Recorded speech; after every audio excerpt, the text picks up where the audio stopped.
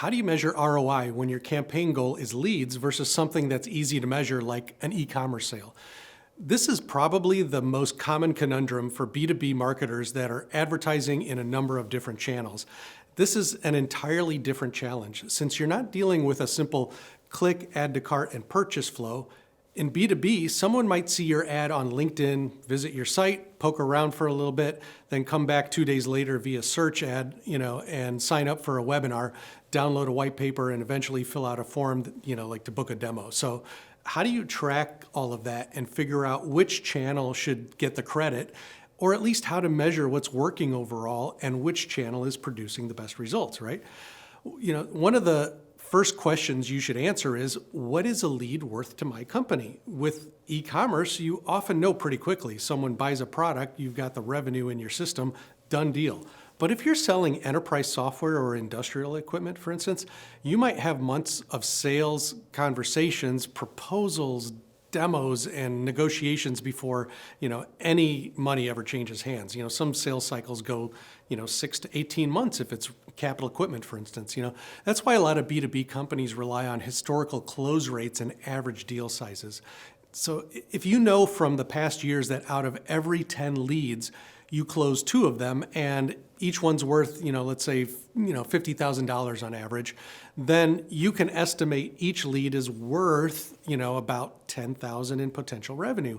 It's not perfect, but it gives you a ballpark, That's your lead value. If you can acquire leads for less than that and still have pretty healthy margins, you might be in good shape, right? So now let's talk about how you can track which channel a lead actually came from. You've got paid social ads, maybe LinkedIn or Facebook. You've got programmatic display ads. You're sponsoring an email newsletter in your industry's trade publication, for instance. Maybe you're doing press releases or even direct ad buys on niche trade sites. In B2B, these channels can be really fragmented, and the prospect might see multiple ads before deciding to reach out. So the simplest approach, and it's also probably the most foolproof, but it definitely takes a little bit more work, is creating a unique landing page for each and every single channel, as well as going further and creating unique landing pages for each and every campaign or placement within each and every channel. So imagine you have a new white paper you're offering about the future of digital, the digital factory floor, for instance, in manufacturing. You might have to create different landing pages like yourdomain.com/whitepaper-li for LinkedIn traffic, yourdomain.com/whitepaper-fb for Facebook, -tr for the trade publications, and so on. You kind of get the point.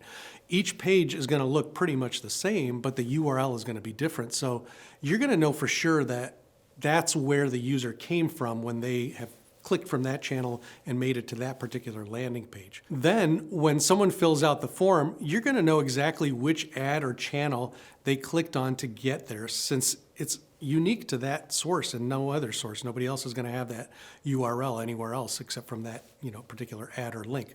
So that method can be foolproof if you do it consistently. Each channel gets its own URL. You track form fills from each and every one. The downside is, you end up creating and managing a bunch of landing pages, maybe dozens or hundreds if you have multiple campaigns running in each of those channels. That can be a pain to keep updated for sure, especially if you want to change, messaging or update your design. Now you've got to do it across all of these different landing pages you've created that are mostly duplicates. Now there are platforms and solutions for this issue alone, which we'll save for a different video, but from a tracking standpoint, it's super clean. You don't have to worry about, did the UTMs get stripped out, or is, Google Analytics 4 attributing this traffic correctly? Because the URL itself is unique to that channel, this specific ad or that campaign. Whenever someone arrives there, you know exactly how they got there. Okay, so that's some clarity. Now, for folks who don't want to create a million landing pages, that's where URL parameters come into play. We won't go into all of the nitty-gritty details here, but a little Googling can go a long way to give you some great background on and info on how URL parameters work. But in a nutshell, you can do something like this, and I'm going to say a really long URL here, like yourdomain.com/whitepaper question mark, this is where the parameter comes in, UTM underscore source equals LinkedIn, and ampersand UTM underscore medium equals social, and UTM underscore campaign, equals manufacturing, for instance.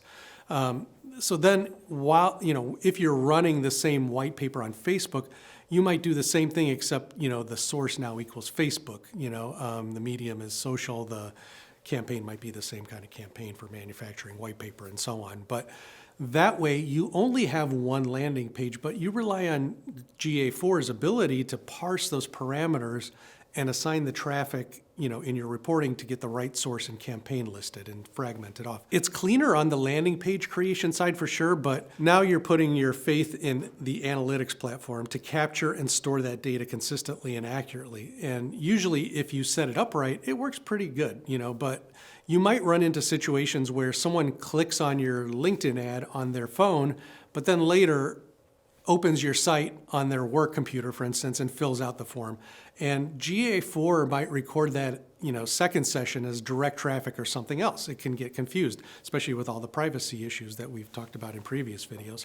Now, if you want to be extra sure, you can incorporate those hidden fields in your form that automatically capture the UTMs or the referring URLs. So when they fill out the lead form, your CRM or marketing automation platform saves that data as first-party data on your, on your platforms. Now you have an actual record in your systems that says this lead came from Facebook from the manufacturing white paper campaign from this specific ad, which is kind of what we want, right? And so that can be more reliable than simply hoping, GA4 stitches the session, the sessions together and gives you accurate reporting. You just have to make sure your form is set up properly to collect the hidden fields, and those fields get passed into your CRM, and then you can segment the data yourself. This can be done easily with platforms like HubSpot, Marketo, Pardot, all the marketing automation platforms, even custom forms, as long as you have a developer who knows what they're doing. Speaking of CRMs, one huge advantage in B2B is that you can move the lead through a pipeline. You can mark that lead as, marketing qualified, pass them on to sales, see if they become, sales qualified, and eventually close the deal, right? Along the way, you keep track of which channel or campaign each lead originally came from. And that's invaluable if you're running a lot of different ad initiatives, because you might see that your LinkedIn ads bring in fewer leads, but they convert at a higher rate, whereas your programmatic ads bring in a ton of leads, but they're mostly tire kickers or not very qualified leads. That insight helps you optimize your spend. You might still run programmatic for brand awareness, but maybe you're willing to pay more per lead on LinkedIn because those leads are more likely to close the bigger deals.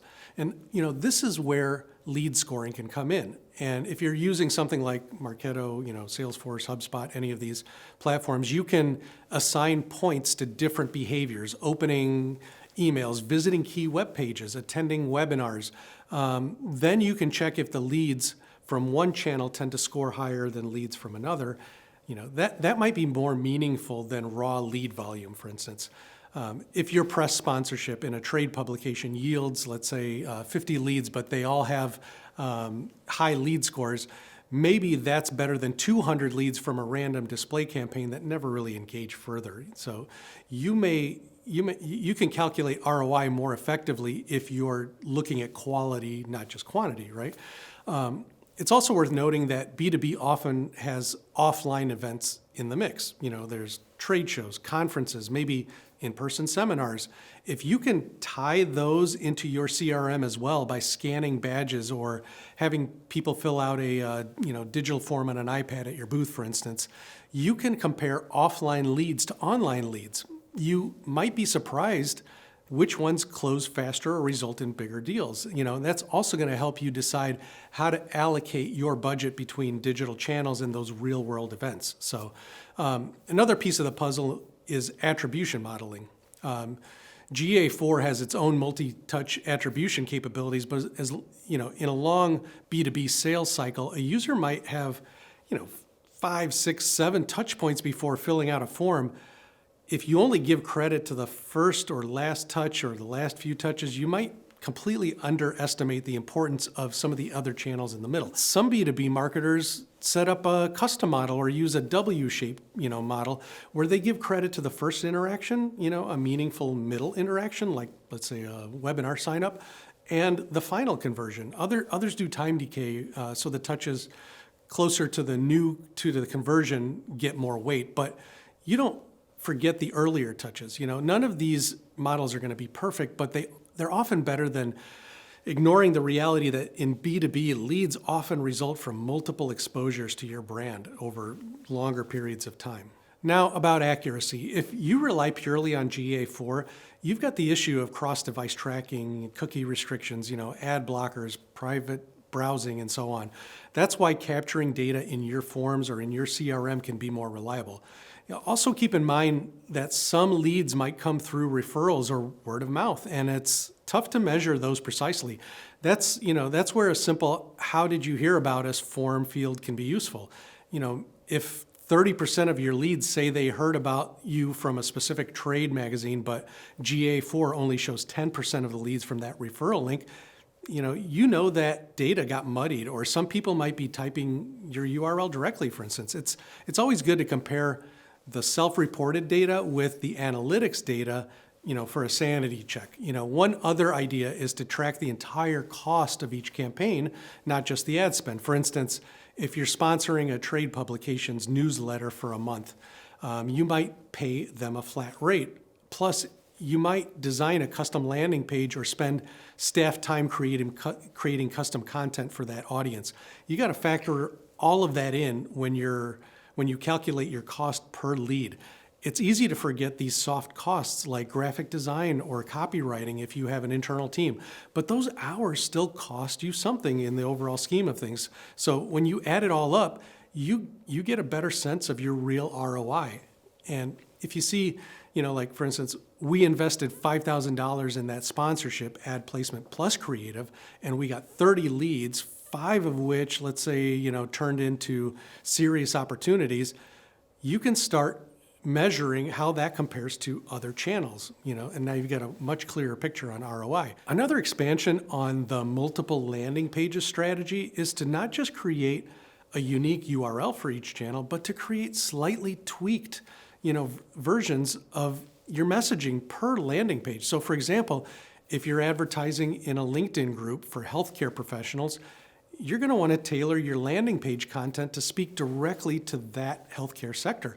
If you're running the same campaign in a manufacturing trade publication, you're going to want to tweak that landing page to talk specifically about manufacturing use cases. Sure, it's going to be more work, but it's going to definitely yield higher conversion rates, number one, because the content is more relevant to each one of those audiences. And as a bonus, it keeps your tracking squeaky clean. You're going to know that lead that lands on your domain.com/whitepaper-manufacturing came from that manufacturing-focused campaign, right? Now, sometimes companies shy away from creating multiple landing pages because they don't have a robust content management system, maybe, or they worry about duplication from an SEO standpoint. But if your primary goal is is lead gen from paid campaigns, SEO might not be as crucial for those pages. Plus, you can simply mark them as no index in your HTML if you don't want them to appear in organic search. So there's a simple solution on the SEO side of things. The bigger challenge is just coordinating the design and messaging. But the clarity you're going to get from having a distinct landing page for each major channel is going to be worth the hassle, especially in a big B2B deal environment where each lead is potentially high value. Now, let's expand on the actual math of ROI once you have, your leads in that pipeline. So let's say you spend, $10,000 across multiple channels in a month and you get 100 leads total. That's $100 per lead on average, right? But we know not all leads are going to be, lead to a buy or a purchase. So maybe only 10 out of those 100 become qualified opportunities. And of those 10, you maybe expect 3 will close over the next few months. If each closed deal is worth $20,000 on average, so now we're talking $60,000 in revenue, then you ask yourself, what's your margin on that revenue? If your product or service costs you half of that in your internal costs, you're left with a net of $30,000. Now, you spent $10,000 to eventually make 30,000 net. So that's a 3-to-1 ratio, right? Which might be good or bad depending on your business. And that's not even factoring overhead like, salaries or software or rent and all the other things that go into running a business. That's why some B2B brands set a target ratio or a target cost per acquisition that they know is going to lead to, profitability. So, of course, you can't wait months to see who closes before you optimize. That's where lead indicators come in, like how many leads are marketing qualified or how many have a positive lead score. If you see that leads from one channel rarely get above a certain lead score, you might be, enticed to cut it off sooner or at least scale back, the ad spend. Conversely, if leads from LinkedIn ads consistently jump to the top of the queue, you might double down there, and even though the cost per lead may be higher, you're going to know that they convert over at a better rate over time. You're going to refine your cost per lead based on the close rate and the average deal size. So that's kind of the methodology here. Remember too that in the B2B world, you might have different stakeholders visiting your site from the same company. Maybe one person's in engineering and another one's in procurement, right? That can complicate your tracking. One reason to track form submissions as the most accurate measure is that it's a direct user action. They either filled out the form or they didn't. You can integrate that with your CRM and then do account-based marketing if you see multiple leads from the same company or domain. The key is to have a system in place that can handle these nuances. Relying just on Google Analytics or the last click attribution models for B2B can lead you astray because the real purchase decision might involve multiple steps, multiple people, and multiple channels, definitely. So sometimes people ask, isn't it enough just to look at how many form fills I got from each channel? If you're early in your marketing efforts, that might be a good start, but as you grow, you're going to want to refine it. One channel may give you 50 form fills a month, but only 10% are legitimate, right? Another channel might give you 20 a month, but 50% are really good, high quality prospects. If all you do is count form fills, you're going to be missing that distinction. So once again, the CRM integration, and the qualification process is so essential. You want to segment leads by source, but then also track how many make it to real opportunities and what types of leads those are. If you have more advanced needs, you can look into call tracking too. In B2B, sometimes people fill out a form, but other times they just call the phone number on your site because they want immediate answers or want to talk to a real person.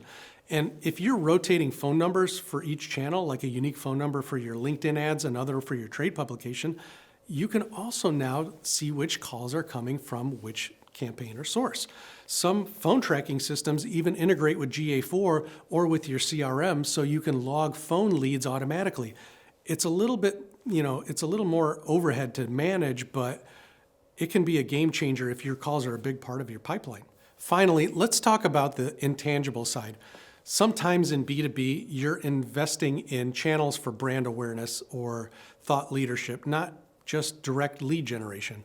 For example, you might sponsor a big industry report or get a byline in a trade magazine, right? The immediate ROI might not be visible in your form submissions, but over time, people might recognize your brand as a leader, or thought leader in that space. Then when they see your ad or hear about your product from a colleague, they're more likely to convert. It's hard to pin a dollar value on things like that, but it can be really significant over time. So you might track things like direct traffic lifts to your site, social media mentions, or the number of webinar signups that mention, I saw your article in the trade mag. This may not be very cut and dry, but it still contributes to your overall lead generation funnel. So to wrap it up, measuring ROI in a B2B lead generation context is a multi-layered puzzle.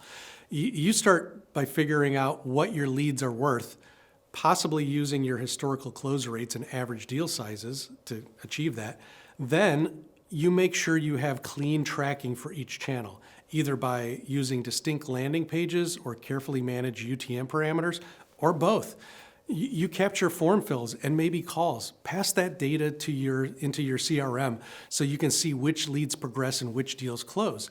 If your sales cycle is long, you use partial metrics like MQLs and lead scores or the pipeline stage to optimize early and then do a final ROI calculation once the deals come in. Whether you choose to create multiple landing pages for each campaign or rely on a single page with UTMs, the key is consistency. If you track everything properly and keep an eye on both quantity and quality of leads, you're going to be able to see which channels truly drive ROI. And that means you can scale up the winners, fix or drop the losers, and make your marketing budget work as hard as possible.